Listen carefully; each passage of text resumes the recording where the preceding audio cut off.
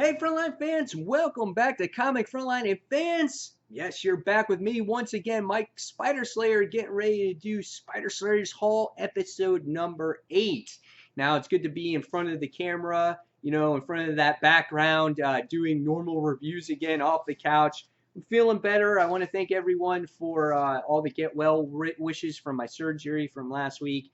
And looking forward to getting back into Comic Frontline's live show next Tuesday night as well. So I'm happy to be back. And with that being said, guys, let's get into the haul this week. This is the video series where I show you all the books and goodies and things like that that I pick up each and every week. So here we go, guys. Here is the bag. I'm really excited. The comic shop now changed their bags from white to black, so you can't even see what's inside. You can even if you pause the video and you wanted to be like, oh, I guess I can guess what he's getting inside, you can't even do that. So now it's a black bag. It makes it more of the mystery, and the suspense, I know, is killing you guys right now. You're like, just open the damn bag, Mike, and just show me the flipping books already. So, all right. So here we go. Bag is gone. First book of the day goes to Disney Kingdoms, obviously from Marvel, The Haunted Mansion, issue number 3. Me and my son read this book together. This is the pure reason why I buy it. I give it to him when I'm done reading it. It's a pretty good series. I love how it pays total attention to the actual haunted mansion and in the actual, from the ride and whatnot from Disney World. I think it's really cool. And yeah, it's just a fun book. So Haunted Mansion, issue number 3. All right. Next goes to another Marvel book, and that is The Astonishing Ant-Man, issue number 8. As we get to see, hopefully, maybe this story arc continuing with Cassie and her father and whatnot. Book has been really much improved since the first, I want to say, 6 issues. So if you haven't been reading Ant-Man, maybe now's the time to pick it up, because it definitely has to deal with more Cassie and that father-daughter type of relationship type of thing going on there. So it's the Astonishing Ant-Man, issue number 8. All right. Next goes to, the next one is DC Comics.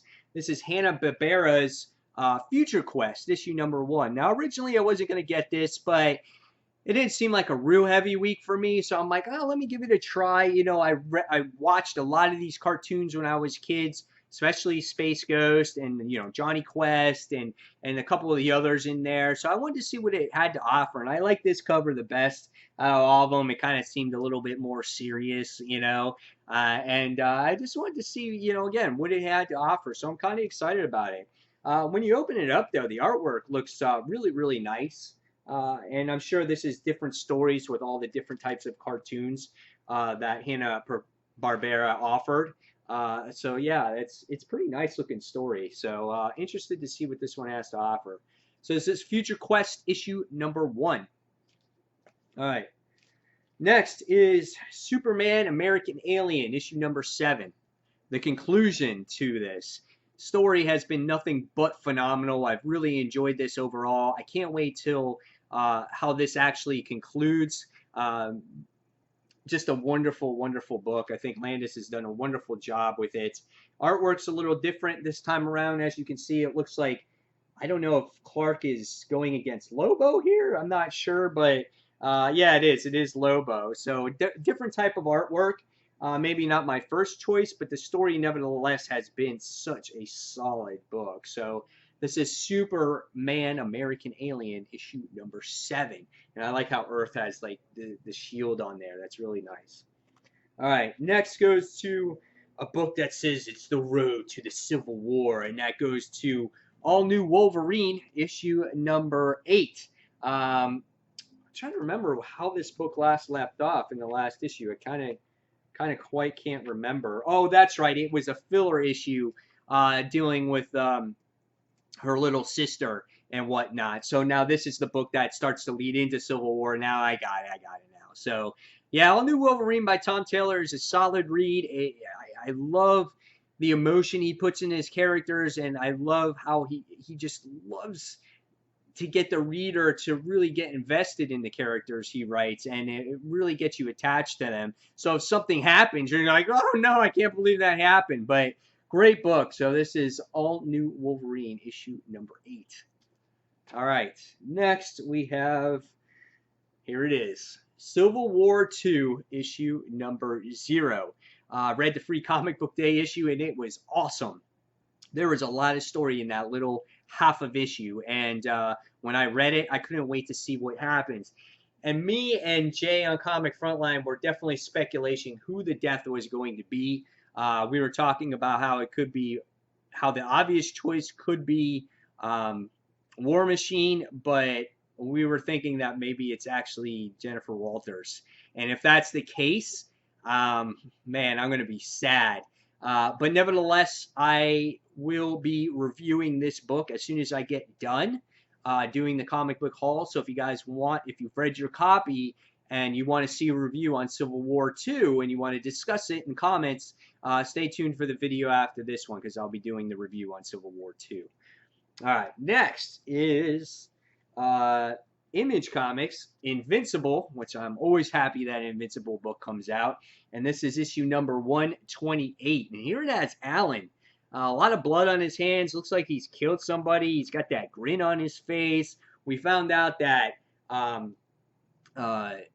Mark's brother, Ollie, is working for General Thrag now. So a lot of things have happened in the few years that Mark has been gone. So I can't wait to read Invincible. I love this book so much, and it's just a great treat. So this is Invincible, issue 128. All right, next. Man, it's been months, and it's finally back, and I am so happy. Manifest Destiny. Hell yeah, baby. And this time it looks like that the crew is going after Sasquatch, and this is a 6-part story arc. So I'm really excited about this one. This book is so well written, and I feel like in many cases it's under the radar. If you guys haven't picked up the first 2 trades, pick it up. It's so different. It's never, you know, it's not predictable. It's a lot of fun to read. It's just, it's great. I love it so much. The artwork is so it fits the tone of the book. The creatures are like so off the wall. I'm seeing if I can find something in here that's kind of weird. Yeah, this is a cool paneling page in here. Yeah, but it's a beautiful book. I love it. Oh, so good. Manifest Destiny, issue number 19. Finally back. Next is another one from from DC Comics, and that's Poison Ivy, Cycle, Life, and Death. Another really well done series. Very type of mystery type of book. This is issue 5 of 6. So we have like these plant babies going on, and we had Catwoman team up with Poison Ivy in the last issue, and they found out some crazy stuff going into the building across the way. So real interesting stuff here. So yeah, so really interested here. And hey, you know, a lot of people were talking about this past week, DC Comics logo. What do you guys think of the new one? I'm interested to see what you guys think of, all the Frontline fans out there. Think of that new DC logo that's come out that's replacing the one that was just changed like 4 years ago, not even like 3 years ago. So tell me your guys' thoughts in those comments below. So this is Poison Ivy, Cycle of Life and Death, issue number 5. All right, next goes to Sinestro, issue number 23. It says Fear the Might. I think that's what it is, and just that weird lettering. I don't know. Is Sinestro back? He's just like ring, just throwing out rings out there. Really good book. I love the artwork in this book. Colin Bunn's writing on it is, you know, at times inconsistent, but when he writes it so well, and it's so good. Just look at the opening pages of this book. I mean, God, it's so gory, and the Red Lanterns were in the last issue. I'm so looking forward to reading Sinestro. I love it. I love it so much. So Sinestro, issue number 23. Yeah, when that story is on the money, man, it's so good. All right, next goes to Marvel, and that is Spider-Man. What are we at now? Issue number 4. Spider-Man book has been good, but it hasn't been great. I feel like it's not very memorable. And it looks like in this issue we're going to see Hammerhead. He teams up with Black Cat to take on Spider-Man.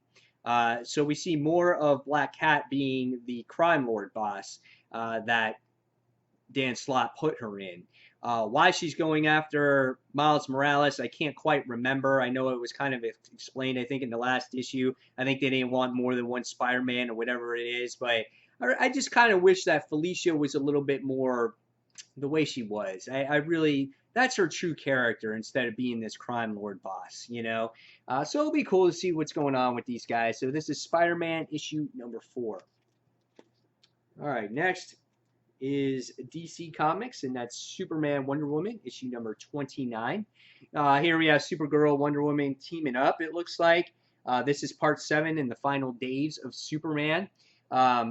Really love the story that Peter J. Tomasi is putting on the table for the final story of this Superman from the New 52 and how it's going to slingshot towards rebirth.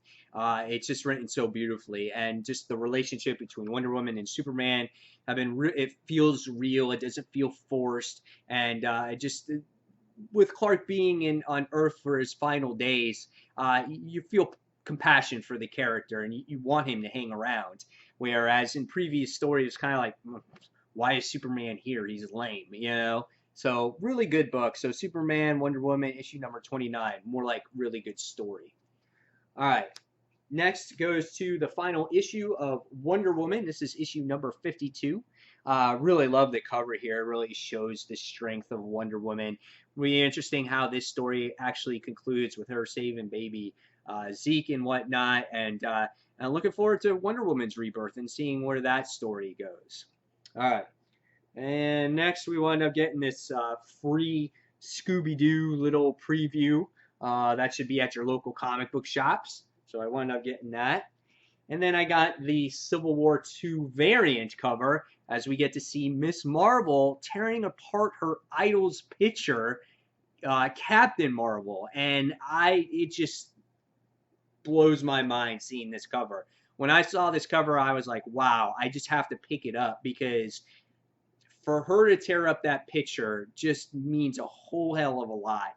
I mean, this is the hero she looked up to.